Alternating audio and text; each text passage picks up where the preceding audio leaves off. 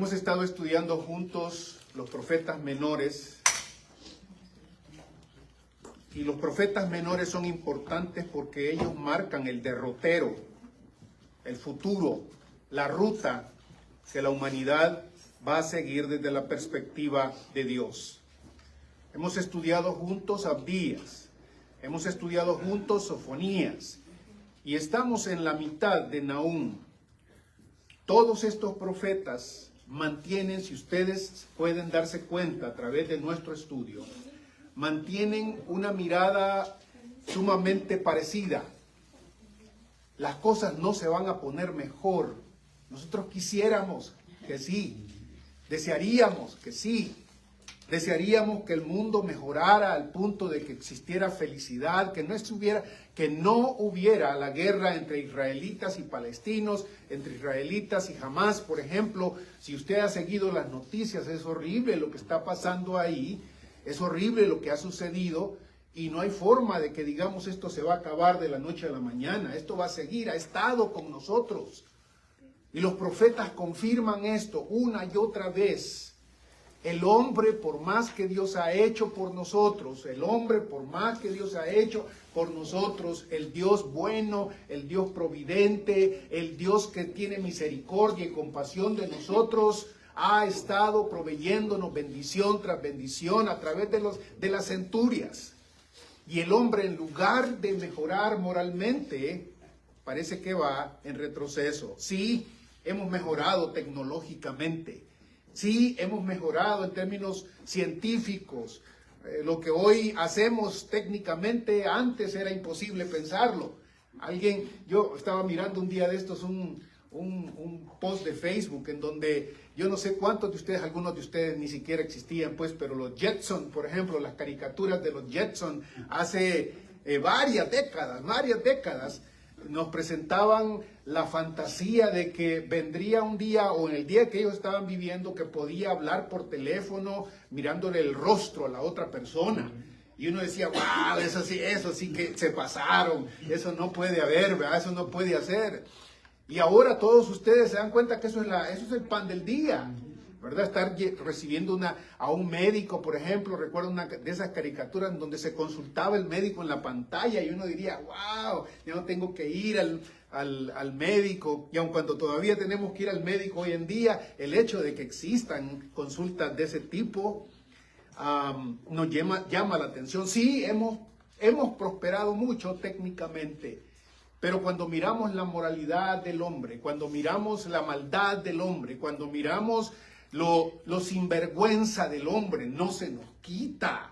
La hipocresía del hombre, parece que vamos más y más, nos vamos hundiendo.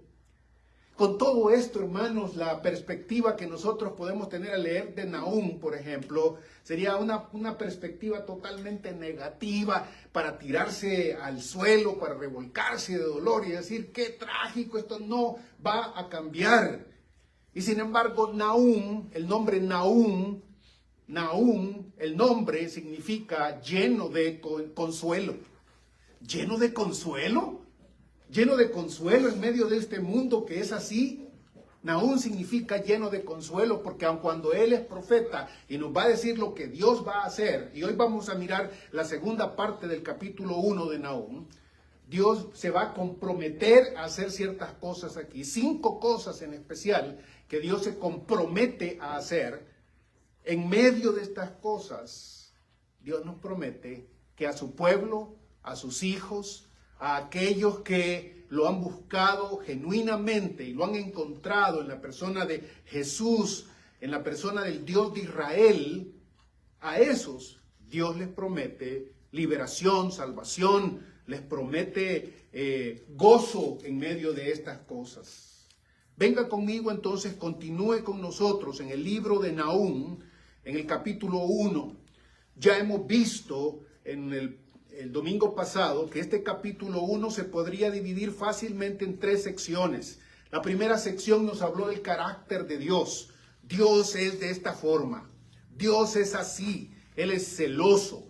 Él tiene el que va a vengarse de la maldad del hombre. Dios tiene ciertas características aquí que no las podemos pasar por alto. No va a dejar al culpable sin paga, dice. La primera parte entonces nos describe al verdadero Dios. La segunda parte del capítulo nos habla de la capacidad que Dios tiene comparado con su creación. Él reprende al mar y lo hace secar. Languidece en los lugares tan verdes como Basán y Carmelo. Las flores del Líbano se marchitan. Y cuando ustedes recuerdan lo que mirábamos con esto, es que cuando vamos pensando en lo que Nahum nos va pintando del Señor de Israel, prácticamente es la misma faz, el mismo rostro del Señor Jesucristo. El terremoto, la resurrección, la segunda venida, el juicio, y dentro de eso le ofrece al ser humano, aquel creyente verdadero, fortaleza y refugio. Bueno es el Señor, una fortaleza en el día de la tribulación, y conoce a los que en Él se refugian. Así, esa es confianza. En medio del mundo que estamos viviendo, Dios nos conoce. Así dice Nahum, y eso debe llenarnos de consuelo. Pues bien, además del carácter y de la capacidad que Dios tiene para llevar a cabo su plan, Nahum en el capítulo 1 del versículo 9 al versículo 15 nos habla del compromiso que Dios tiene. Dios se ha comprometido. Compromiso en español es diferente de la palabra en inglés. Para aquellos que hablan los dos idiomas y a veces no saben cómo se está ocupando la palabra, ¿no? Esto es lo que en gramática se llama un falso cognado, porque se escribe prácticamente igual, compromiso y compromise. No estoy hablando de compromise. Dios no compromise nada. Dios no hace ningún tipo de arreglo. Compromiso en español significa literalmente, etimológicamente significa compromesa, compromiso. Esto es a lo que yo me comprometo. Dios se ha comprometido a esto. Es el Dios del que acabamos de hablar, el Dios del que acababa de hablar Nahum. Es el Dios grande que se describe en los primeros versículos aquí, el que se compromete. Esto lo voy a hacer. Yo le estoy dando mi palabra. Así va a ser.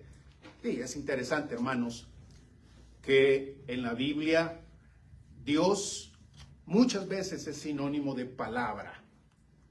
De hecho, uno de los nombres del Señor Jesús es el Logos, que significa palabra. Dios y su palabra son prácticamente lo mismo. Y a ustedes y a mí se nos recuerda una vez más, aquellos que decimos seguir al Dios de la palabra y la palabra de Dios, debemos ser hombres y mujeres de palabra, que se comprometen a hacer algo. Si se comprometió a hacer algo, hay que cumplirlo. Es mejor que no prometas y que no cumplas, dice más adelante el libro de Salomón, ¿no es cierto? El Eclesiastés, a que prometas y no cumplas, que Dios es un Dios de palabra. Estas son las promesas del Señor nuestro Dios. Versículo 9, lo que traméis contra el Señor, contra Jehová, Él lo hará completa destrucción.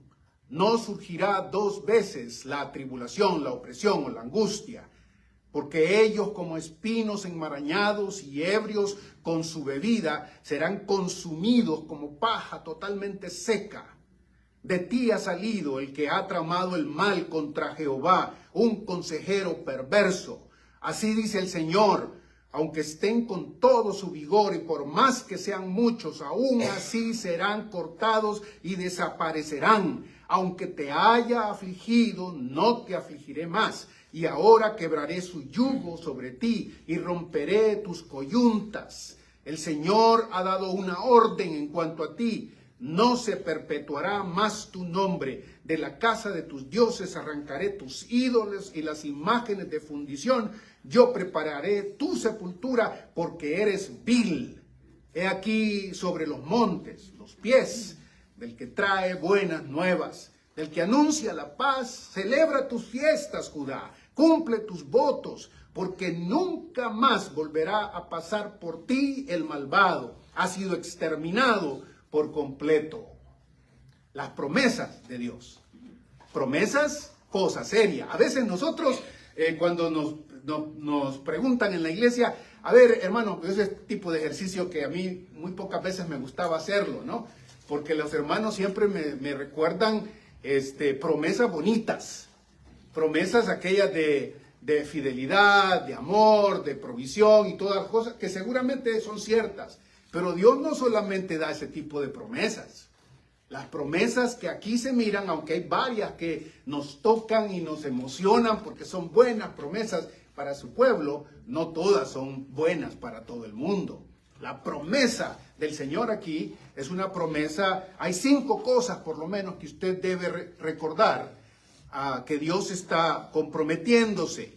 Y eso de comprometerse sale del versículo 14 cuando se dice, el Señor ha dado una orden, esta es mi palabra, esto es mi mandamiento, así se va a hacer. Número 1, dice el versículo 9, que todo lo que el hombre trate o trame contra Dios, Él lo hará completa destrucción. No surgirá 2 veces la angustia, la opresión.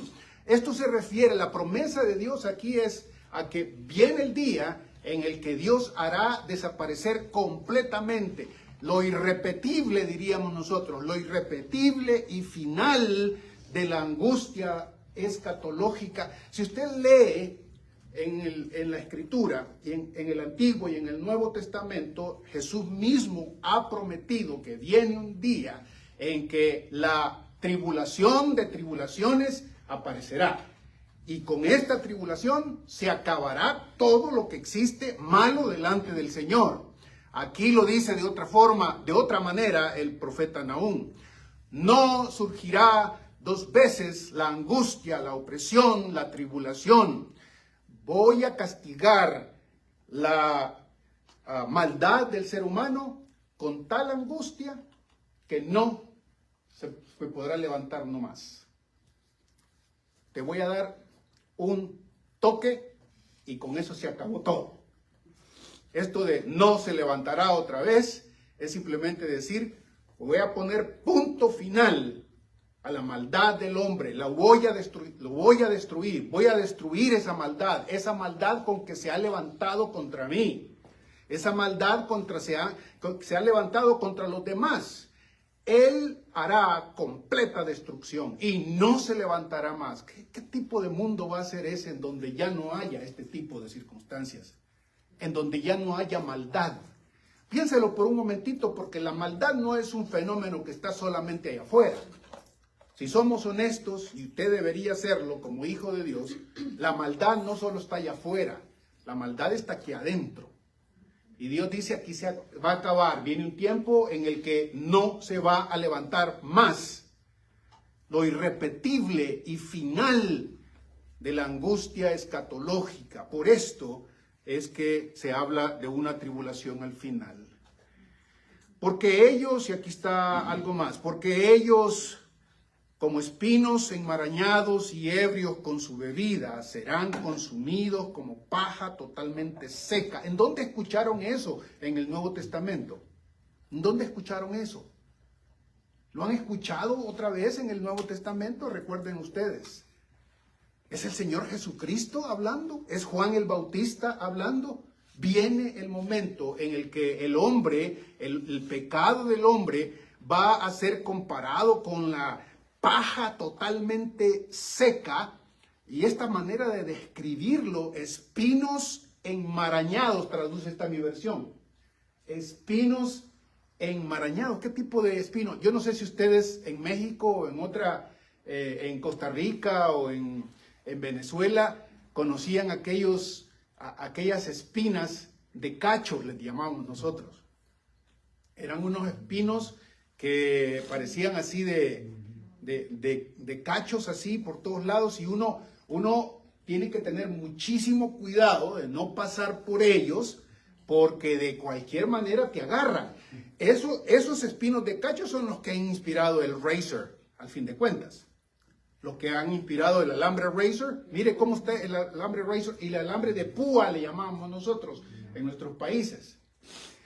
Interesante que la manera en que Dios describe al hombre sin Dios, al hombre al que Él va a castigar, es precisamente como un razor, como un alambre de púas, así, Y hay gente que es así, y hay muchos que somos así, diría alguien, ¿no? No tengo que por qué excluirme de la maldad que muchas veces está en nosotros, que no se puede ni acercar la persona a uno cuando recibe un cortón. ¿No ha estado usted en ese contexto en donde hay personas que parecen, como diríamos en El Salvador, gilets? Gilets.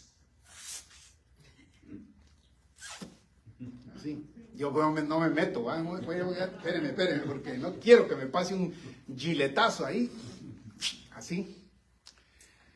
Pero también recuerdo que en El Salvador, cuando se ponían a quemar esas espinas de las que les hablo, de alguna forma como que hasta explotaban. Esa imagen precisamente es la que está aquí, porque ellos como espinos enmarañados van a ser consumidos como paja totalmente seca. Dios destruirá la maldad del hombre. Dios la destruirá completamente, y quizás en medio de mucha bulla. Porque la tribulación que se narra en Apocalipsis 6 al 19, no se puede decir que sea algo silencioso. Es algo que nos va a afectar a todos y va a ser bullicioso seguramente. Los profetas nos dicen que en ese tiempo, cuando Dios cumpla finalmente esta promesa total, porque si bien es cierto ha habido cumplimientos parciales de esta promesa, pero la Escritura nos dice que cuando Dios cumpla esta promesa de manera total y absoluta, los hombres van a gritar queriendo morirse. Le van a decir a las montañas, échensenos encima, y no van a poder hacerlo. Qué tremendo eso, ¿no? Difícil esto. Pero así sucederá de acuerdo a la promesa del Señor.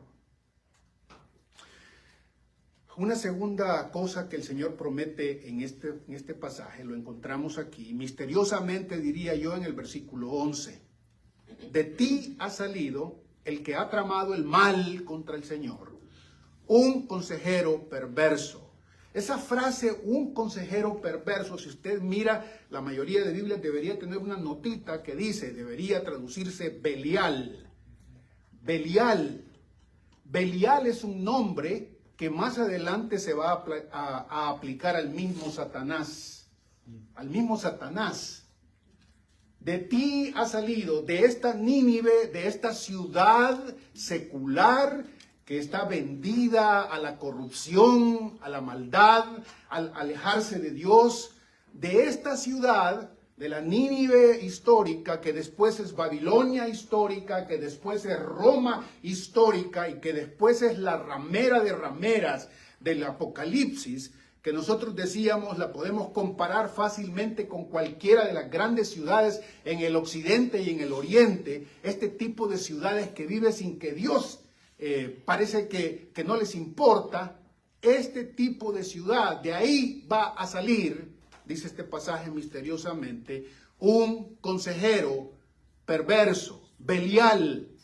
Sí, históricamente probablemente se refiere a aquel capitán o aquel emperador del tiempo de Nahum, probablemente Sennacherib, el rey de Nínive, probablemente Nabucodonosor, el rey de Nínive, este consejero perverso que aconsejaba a las personas a simplemente desobedecer a Dios y no ponerle atención a lo que Dios decía. Ustedes recuerdan aquel pasaje del profeta Isaías en donde Jerusalén está rodeada por Babilonia y manda a Babilonia a uno de sus grandes capitanes a hablarles a la gente, a los de Jerusalén, a hablarles en hebreo. Los líderes de la ciudad salen a responderle y les dice, por favor no nos hables en hebreo para que la gente no te entienda, para que la gente no se desanime, porque enfrente de ellos tenían a la gran tropa, al gran ejército de Nabucodonosor que los estaba realmente apabullando. Y el consejero de Nabucodonosor simplemente les dice, yo sé hebreo y se lo voy a decir a todos en hebreo. Ríndanse porque su Dios no es más grande que el Dios de todas las otras naciones que hemos destruido. Y aquellos atemorizados buscan a Dios, a Jehová, ¿no? Y Jehová le dice, no le pongas atención a ese consejo perverso. Sí, esa podría ser la descripción histórica de este consejero perverso con el que Dios va a tratar. Pero a través de la historia ha habido otros consejeros perversos. Ese del que habla Daniel, por ejemplo, el cuerno pequeño, el anticristo, el que es, mire, las características del cuerno pequeño, del consejero perverso. Si usted lee Daniel y se lee Apocalipsis, se dará cuenta que es un instrumento de Satanás en primer lugar. Es alguien que prácticamente se podría llamar inspirado por Satanás. Pablo dice que va a venir y su concepción, su venida, su aparición se debe a Satanás. Es el jefe, el dueño de un gran imperio, el anticristo. Pero tiene características interesantes este consejero perverso, otra vez. El cuerno. ¿Por qué cuerno? Bueno, en las culturas semíticas, palestinas en este caso, al animal, el búfalo y el buey con sus cuernos representaba el poder, ¿no es cierto? Representaba el poder, y todavía eso se puede ver en algunas de las culturas, por ejemplo los vikingos con sus cachos, ¿no? Eso es poder, poder, poder. El cuerno pequeño. Yo no tengo otra forma de llamarlo a ese cuerno que representa a un enanito, al chiquitillo bocón le llamo yo, al pequeñito bocón, que es el cuerno pequeño. ¿Recuerdan esto? Cuerno pequeño es el pequeñito bocón, porque habla grandes cosas, dice Daniel y dice Apocalipsis. Habla grandes cosas, se jacta de muchas cosas, invita a todo el mundo a muchas cosas que se apartan de Dios, por supuesto. Y una de las cosas principales de este consejero perverso es que es soberbio. Típico, soberbio. Consejero perverso es soberbio. Una y otra vez usted encontrará en los profetas cómo Dios se da de frente contra los que son soberbios. Por eso, lo último que usted debería permitir en su propio cuerpo, en su propio ser, es desarrollar soberbia que reproduce el espíritu del consejero perverso, de este anticristo, de este con el que Dios se va a dar de frente en el final de los tiempos. Este soberbio, siempre a través de la vida y a través de la historia ha habido este tipo de pequeñitos bocones soberbios. El complejo napoleónico lo llamo yo. Complejo Napoleón, sí, Napoleón así era la marranadita otra vez, ¿ves? Pero cuando hablaba y su mano aquí adentro era así. Y cuando uno piensa en varios de los Césares que aparecen en la historia de la iglesia y de la historia universal, son pequeñitos bocones soberbios que piensan que precisamente por su inteligencia, por su capacidad, por su oratoria, son capaces de controlar todo el mundo. Sí, puede ser un Putin o un Biden o un, qué sé yo, de tantos otros que ha habido, que son así, chiquititos, brincones, soberbios. Franco, por ejemplo, ¿no? Cuidado, el hombre en general es un consejero perverso. Cree tener la vida bajo su control. Cree que nada le falta. Cree que todo lo puede lograr. Cree que siempre está bien. Dios sí, de vez en cuando está bien, pero todo lo tengo bajo control. No es cierto. Y no hay nada peor que confrontar a un soberbio. La Biblia nos dice, no confrontes a los soberbios. No lo hagas, a no ser que te quieras convertir en soberbio tú también. Porque muchas veces la soberbia, el consejero perverso, no lo evidencia tan fácilmente. No es el chiquitito bocón que manda todo el tiempo, ¿no? Y Napoleón es famoso por sus afirmaciones cuando llamó a un soldado y le pidió que le alcanzara un sombrero de una plataforma hacia arriba, y como aquel era chiquito no lo podía alcanzar, ¿no? Y el soldado normal lo alcanzaba, y entonces decía, permítame, emperador, yo soy más grande que usted. ¿Qué hubo? ¿Eres más grande? No, nada que ver, podrás tener un poquito de más centímetros en tus patas, pero no sos más grande que yo. Y muchas veces nosotros adentro, internamente, aunque no somos bocones, aunque no somos soberbios así a la vista de todos, mantenemos ese espíritu de soberbia contra el que el Señor nos evidencia, nos dice aquí: de ti ha salido, de esta ciudad sin Dios, el que ha tramado el mal contra el Señor, un consejero perverso. Puede ser Sennacherib, puede ser Nabucodonosor, puede ser Napoleón, puede ser tantos otros, y las iglesias, nuestras iglesias muchas veces están llenas de el chiquito bocón. Cuidado. A veces no somos tan chiquitos, pero somos bocones y somos soberbios. Cuídate, por favor, para cambiar el tono. Cuídate, hermano.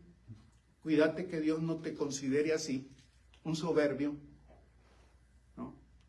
De tal forma que te va a confrontar. Dios resiste a los soberbios, dice la Escritura.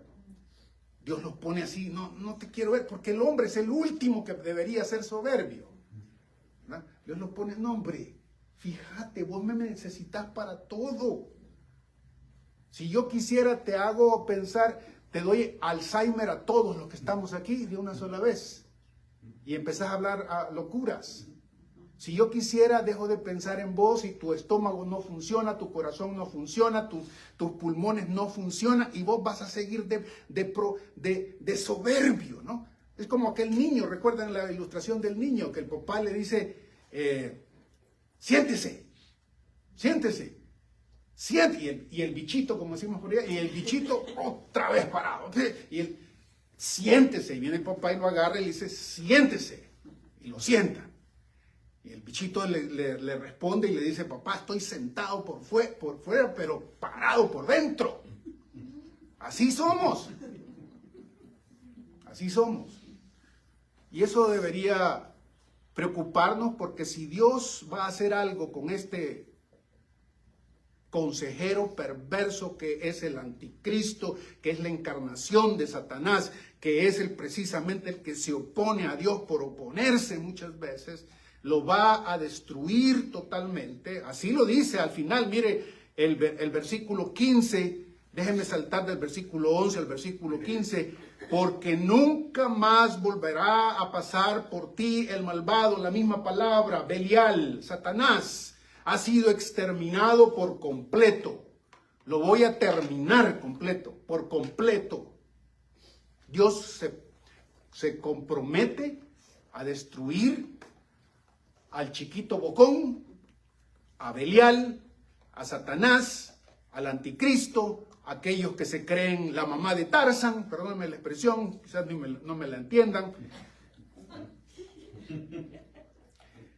Hoy ya no se ocupa esa terminología, pues creo yo, pero sí es cierto.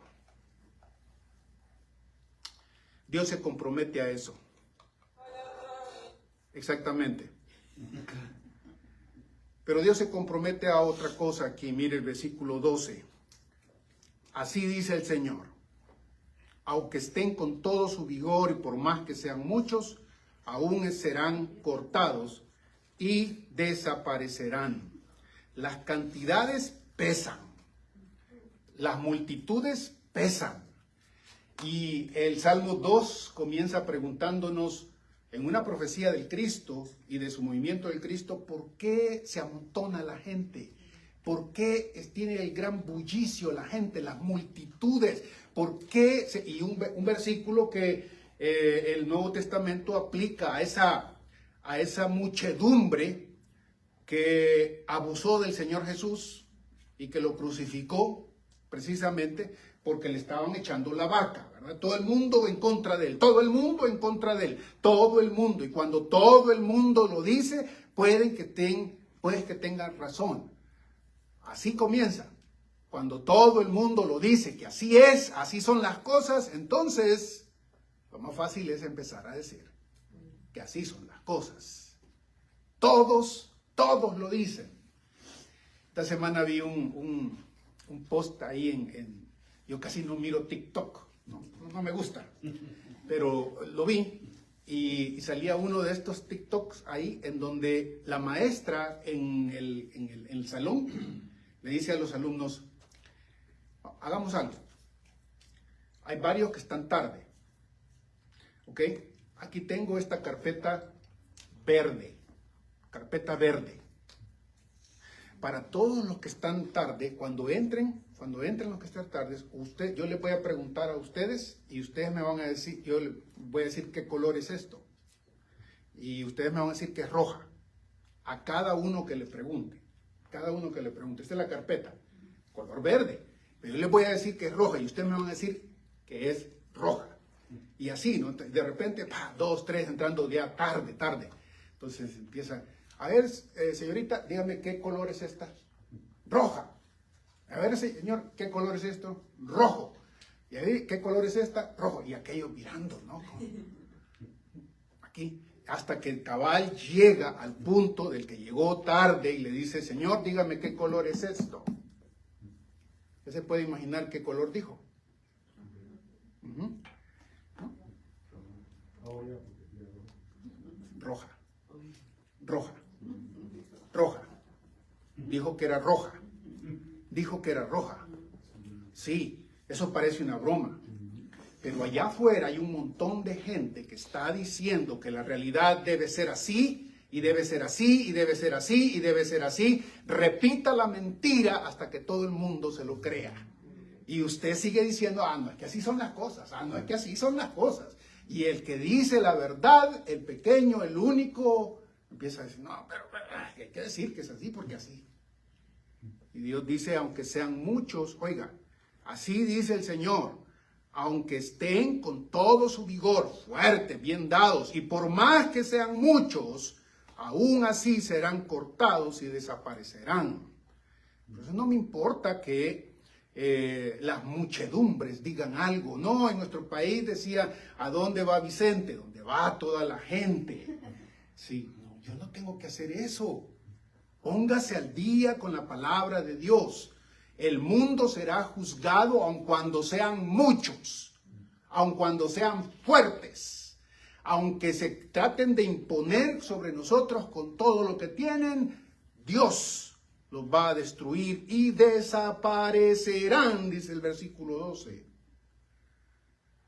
Pero la siguiente promesa es una promesa positiva para usted y para mí, porque lo que va haciendo el profeta Nahum aquí es injertar, por un lado, una promesa dura y luego una promesa buena para el pueblo de Dios. Escuche esto, por favor.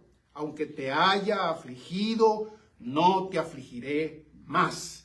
Y ahora quebraré su yugo de sobre ti y romperé tus coyuntas. Aunque te haya afligido, no te afligiré más. Esa frase que aparece ahí únicamente me recuerda la experiencia de Lot en Sodoma y Gomorra, descrita por el Nuevo Testamento. Lot viviendo en Sodoma y Gomorra, con familia en ese mismo contexto. La Escritura dice que este hombre se sentía malísimo, mal, terriblemente deprimido, terriblemente acongojado, triste, tristísimo, seguramente, al mirar un mundo que se comporta como se comporta, al hacer lo que estaban haciendo y él en medio.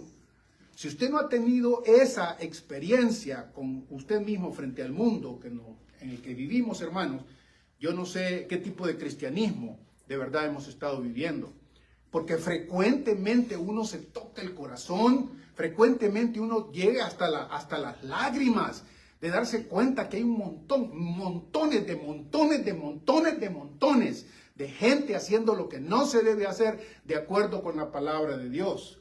Y esto aflige, me siento mal, yo quisiera cantarles y decirles que todo está bien, decirles que el mundo es una gloria y que esto va para mejor, y sinceramente no puedo y eso me hace sentir mal.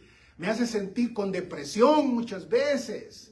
Esto es parte de lo que aquí se nos promete. Ya no te voy a dejar afligirte por esto. Ya te voy a cortar las coyundas. Esta frase de el yugo sobre ti, romperé tus coyundas. ¿Cómo se llama? Tiras de cuero que se ocupan para fijarle el yugo a los bueyes. Esos son las coyundas. Romperé el yugo. Ya no más vas a tener que estar viendo esto. Ya no más. Eso me da esperanza, sinceramente. Porque el pecado no solo está allá afuera, sino también aquí adentro. El pecado, hermanos, esa palabrita religiosa que ya muchos no quieren ni ocupar, es una palabra bien real. El pecado, en realidad, si pudiéramos traducirlos hoy, es todo aquello que nos lleva a la destrucción. ¿Por qué es que Dios está tan enojado con el pecado? Pues el pecado no es otra cosa sino lo que destruye la buena creación de Dios.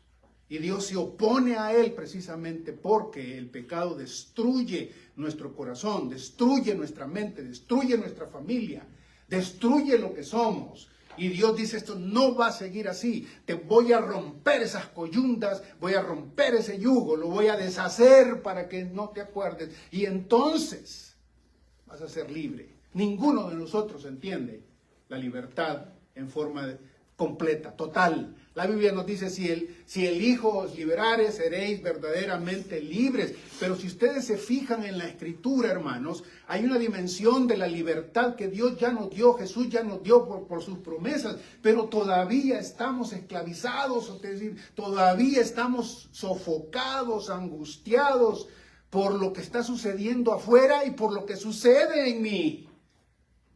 Adentro, el apóstol Pablo, inclusive el gran santo apóstol Pablo, en Romanos capítulo 7 llega a decir, miserable de mí, ¿quién me librará de este cuerpo de muerte? ¿Librará?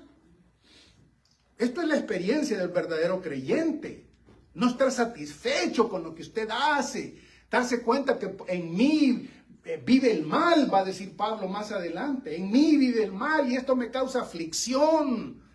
Porque por un lado le predico y veo tan clara la palabra de Dios aquí diciéndonos es malo, es malo, es malo. Y por dentro hay una inclinación a la destrucción, al pecado. ¿Qué bendición, bendición de bendiciones será esa cuando Dios arranque de nosotros la maldad? Arranque de nosotros de raíz lo negativo, lo pecaminoso, lo destructivo. La envidia, el odio, el rencor, el resentimiento, la maldad, la vanagloria, el creerme más que los demás sin nada. Cuando Dios arranque esto de mí, la promesa del Señor es, ya no te voy a permitir que sigas sufriendo. Aunque te haya afligido, no te afligiré más. Y ahora quebraré su yugo sobre ti y romperé tus coyundas. Liberación, salvación. Anhelamos, dice el apóstol Pablo en Romanos capítulo 8, el día de la gran liberación de los hijos de Dios. La gran liberación de los hijos de Dios, en donde de verdad podremos gozar todo para lo que Dios nos hizo, sin presencia del pecado. ¿O creen ustedes que yo no hubiera gozado ser un papá que no tuviera pecado? Que metí las patas muchas veces. Sí. ¿O creen ustedes que como esposo no he metido las patas muchas veces? Perdónenme la expresión, pero estamos aquí entre nosotros y nadie nos está viendo, ¿no es cierto? Sí, sí, sí. Y eso me causa tristeza y me causa angustia, no quisiera tener que estar luchando con esto. Y el Señor me dice, tranquilo, viene un día en el que te voy a quitar totalmente eso. Eso con lo que no puedes luchar tú, con lo que eres incapaz de hacerlo, de lo que te has dado cuenta de cómo eres, porque al fin de cuentas es el evangelio, darte cuenta que no puedes, que necesitas a Dios. El soberbio, el orgulloso es el que dice, no necesito a Dios. y por dentro está. La palabra pecado del latín viene de una palabra que significa encorvarse hacia adentro. Eso es el pecado, precisamente. Cerrarse, decir, no, ya, no. Así al estilo del monje loco, como les he dicho varias veces, ¿no? Ese que le está diciendo, ¿y qué? ¡No! Así, de esa forma. Ese es el encorvado pecador que muchas veces somos nosotros. Capítulo 1, versículo 14. Dos cosas más aquí que señalar. El Señor ha dado una orden en cuanto a ti. Aquí está la palabra de Dios, el compromiso de Dios, el mandamiento de Dios. Esto se va a cumplir porque se va a cumplir. Y lo que se va a cumplir aquí es un tanto raro, difícil de explicar. El Señor ha dado una orden en cuanto a ti. No se perpetuará más tu nombre. De la casa de tus dioses arrancaré los ídolos y las imágenes de fundición. Yo prepararé tu sepultura porque eres vil. Otra vez esa palabra fuerte. ¿Cuántas veces le han dicho a ustedes un vil? Así, no, casi nunca. ¿Ah?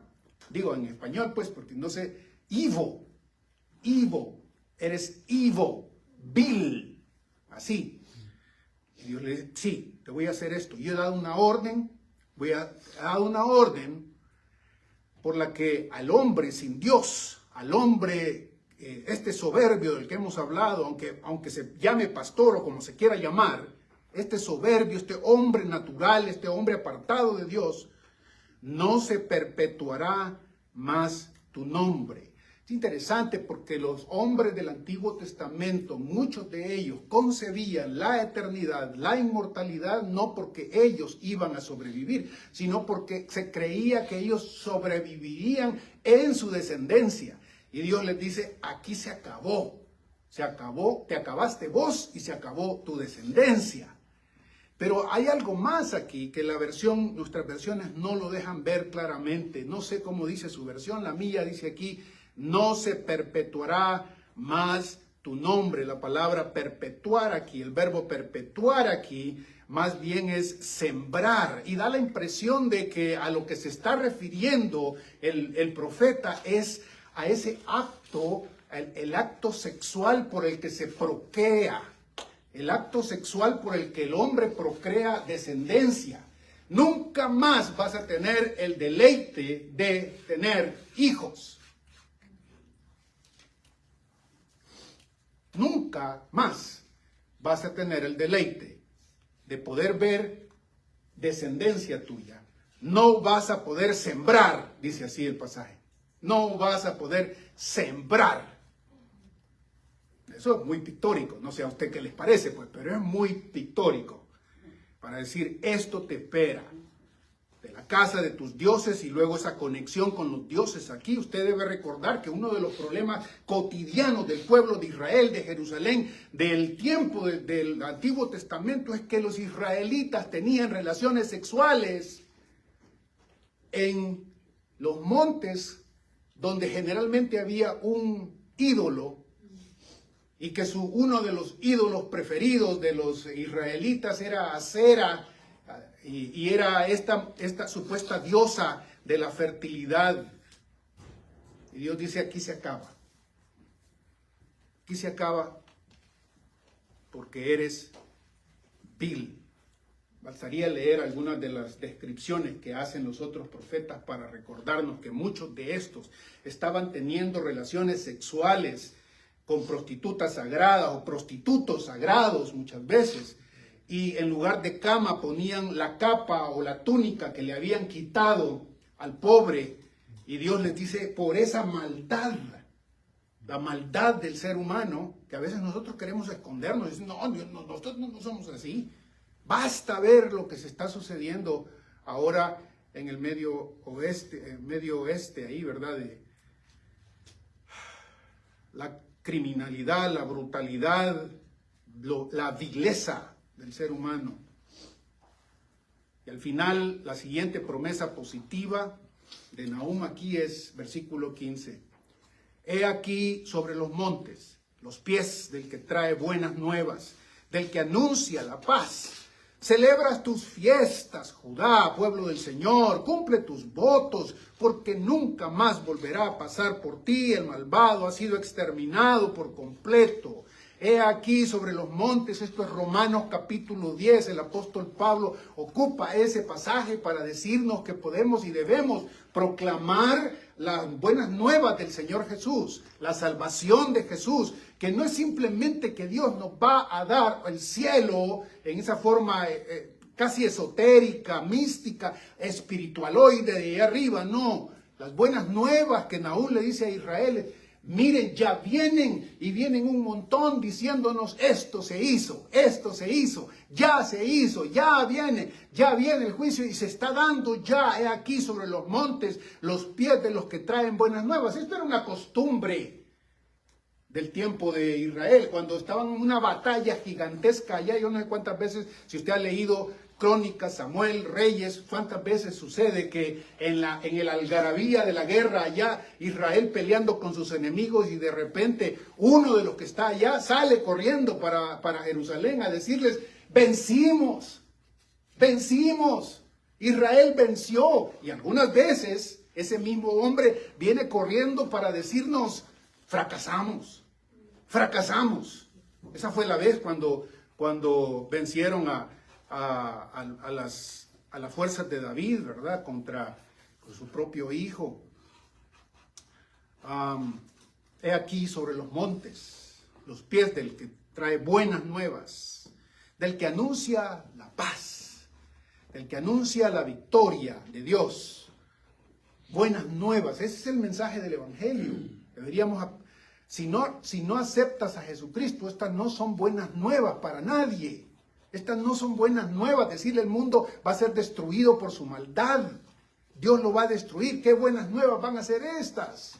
No, pero sí son buenas nuevas cuando recordamos que nuestro Dios en su gran amor para con cada uno de los hombres proveyó a Jesucristo para que expiara por nuestros pecados, para que pagara por nuestros pecados. Él asumió toda la responsabilidad, la tomó para sí mismo, la asumió de tal forma que la transformó y la deshizo en su muerte y en su resurrección. Yo no sé cuántos de ustedes han visto esa película que se llama, en inglés se llama la Villa Verde, de Greenville. Green Mile, sí. No sé si la han visto, y si no la han visto, es increíble, una película interesante, ¿no? Un poco de ficción, si ustedes quieren, y todo.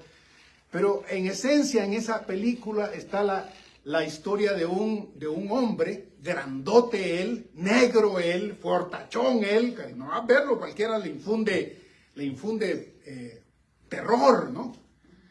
Que lo acusan de haber asesinado a alguien y era falsamente acusado y condenado, lo meten preso. Sin embargo, este hombre tenía el poder de tocar a las personas y sanarlas.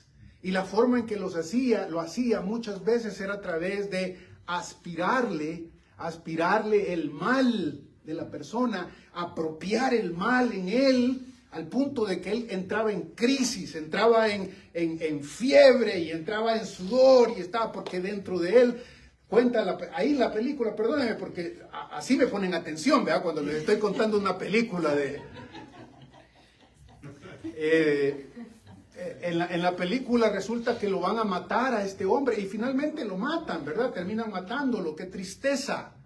Pero por eso digo que es una ilustración gigante, porque en la película resulta que está preso él, está sufriendo él, y los guardias de la prisión se encargan de sacarlo subrepticiamente, de escondidas así, lo sacan para que vaya a curar a la mujer del jefe de policías, que tiene un tremendo cáncer, la mujer que tiene un gran problema horrible, y así lo hacen, lo sacan de forma de escondidas, lo llevan de noche y hacen que el hombre grandote suba al segundo piso de donde está la mujer y se tienda sobre ella y aspire la enfermedad y se trague la enfermedad. Y cuando se traga la enfermedad de la mujer queda sana y él está con dolores, muriéndose, retorciéndose, tirándose, hasta que finalmente abre la boca y en lugar de sacar demonios o lo que sea, salen mariposas o ficción, sí, pero una ficción que a mí me explica, me ayuda a entender lo que Jesús hizo por mí. Lo triste es, como ese hombre, a Jesús también lo matamos, ¿verdad? Porque ha sido Jesús el que se metió en nosotros y ha aspirado nuestro mal, ha aspirado el cáncer del pecado, lo terrible que somos por dentro, que mata, que destruye, ha destruido a millones, y Él se ha metido en nosotros y nos ha aspirado para todos, que te voy a arrancar desde las más profundas de tus entrañas el mal, y yo lo voy a cargar, y yo lo voy a sufrir, y yo lo voy a controlar aquí. Y esa es la victoria de Jesús, ¿no? Que con todo el pecado del mundo cargando así, simplemente lo controló hasta deshacerlo, ¿no? Estas son las buenas nuevas, vienen las buenas nuevas. Sobre los montes vienen las buenas nuevas. Por eso, alégrate, Judá. Celebra tus fiestas, pueblo de Dios. No te sientas tirado a la calle. Alégrate que un día de estos, Dios quiera hoy, Dios quiera mañana, un día de estos, lo que tanto se ha hablado por cientos, por miles de años, Dios lo va a traer a realidad. Ahí se va a acabar Belial, ahí se va a acabar la maldad, ahí se va a acabar todo lo negativo del ser humano, y entonces veremos cómo Dios reina, el reino de Dios, y todos aquellos que compartimos esta esperanza. Compromiso de Dios. Así se compromete Dios. Yo le creo a Dios, no sé usted. Yo quiero decir, sí, Señor, creo eso. Creo esto, Señor. Alguien va a decir, bueno, pero esto pareciera otra cosa, algo del pasado. El hecho de que todavía estemos sufriendo con el malo significa que no se ha cumplido la profecía. El hecho de que el Señor Jesucristo va a decir en el Nuevo Testamento, todavía eso no. Espéreme, voy a tratar con tu pecado primero. Quiero ofrecerte la solución a tu carga. El hecho de que Apocalipsis hable de la Babilonia escatológica, final, que todavía la tenemos que ver caer, significa que está por venir y que no es solamente cosa del pasado. Padre, hay tantas cosas que decirte a la luz de este capítulo 1 de Nahum. Y quizás la primera y más importante para nosotros es gracias. Gracias porque eres Dios. Gracias por tu palabra, por tu promesa. Gracias, Señor, porque nos prometes aquí liberación, salvación completa, rotura de nuestra esclavitud al pecado. Gracias también porque prometes la destrucción del consejero perverso, de Satán, del anticristo y de todos aquellos que se comportan como él. Gracias, Señor, por las buenas nuevas. Gracias porque hemos sido algunos de los que hemos gozado de esas noticias de hombres que nos trajeron las buenas nuevas, las que hemos aceptado con gozo y esperamos tu paz. Gracias, Señor. Gracias, Señor, por la promesa tuya. Señor, tú eres un Dios de palabra. Tú dijiste en el Antiguo Testamento que mandarías a tu Hijo y lo mandaste. Tú dices en el Nuevo Testamento que tu Hijo vendrá otra vez y esperamos tu promesa. Señor, queremos pedirte en el nombre de Jesús que nos ayudes a luchar con estas áreas de nuestra vida que se parecen a las del mundo. Señor, lo último que queremos ser es ser gente soberbia, ya sea de esta que públicamente abre su boca contra ti y no reconoce su necesidad de ti. O también aquellos que aun cuando no dicen nada, por dentro simplemente quieren vivir de manera soberbia sin cambiar. Señor, ayúdanos a luchar contra esta soberbia, reconociendo, Padre, que tu palabra ha sido dada, que esta es una orden tuya y que queremos, Señor, estar del lado tuyo y no del montón de gente. Gracias otra vez más, porque nada de esto lo merecemos nosotros. Tu bondad es inmerecida. Gracias, Señor, por tu Hijo, nuestro Señor Jesús. En el nombre de Él oramos. Amén.